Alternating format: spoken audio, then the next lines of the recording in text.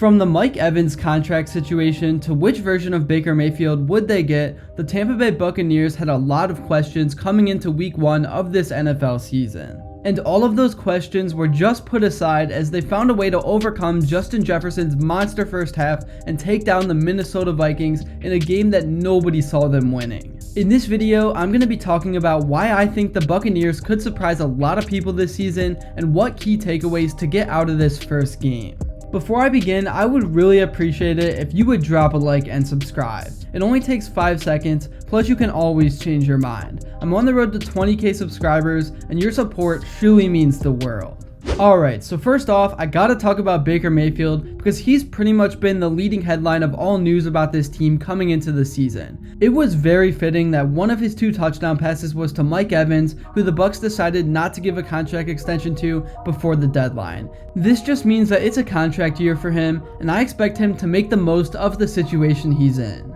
Baker honestly looked like he could be a very solid starter and maybe return to the way he played with the Browns in 2020 when he got them their first playoff win in forever. While he didn't have too many passing yards with only 173, he did his job in completing the passes they needed him to, and more importantly, not turning the ball over at all, which is something he has struggled with throughout his career. He had his second touchdown pass to the rookie from Nebraska, Trey Palmer, in the third quarter to silence the Minnesota crowd and give them the lead. He also made a crucial throw and got a little help on an incredible catch by Chris Godwin on 3rd and 10 to put the game away with just under 2 minutes left. So overall, just a solid game from Baker, but really, like I've been saying, a lot of the credit needs to go to the whole team and coaching staff because everybody did their job. They shut down Jefferson in the second half, and they did everything possible to set up Baker for the win, and he of course delivered. The defense, despite giving up 344 passing yards, held the Vikings to only 41 rushing yards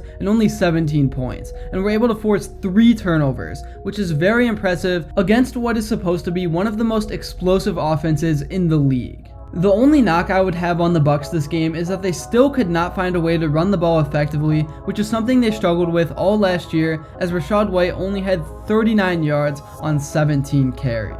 But all in all, Baker Mayfield showed that with the talent around him, he can still be a very solid starter in this league, and with a division as wide open as the NFC South is, we could see Baker lead another team to the playoffs because the Bucs were one of the teams that stood out to me in week 1. But the main question, of course, is can Baker keep this up? And my answer is I don't really know, because he is one of the most inconsistent QBs this league has seen.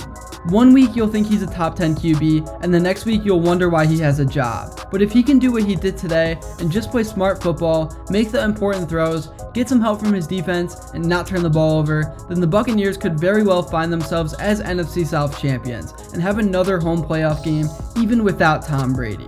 As for the Vikings, this is a very disappointing start, but with an offense as explosive as they have, I am sure they can bounce back, but they do not have much room for error, because the Lions are legit and got a statement win on Thursday, and the new-look Packers, led by Jordan Love, were very impressive against the Bears. That's really all I have to say for this video. Let me know in the comments below what you thought about this game, and if you think the Bucs showed enough to be considered a real contender to win the NFC South.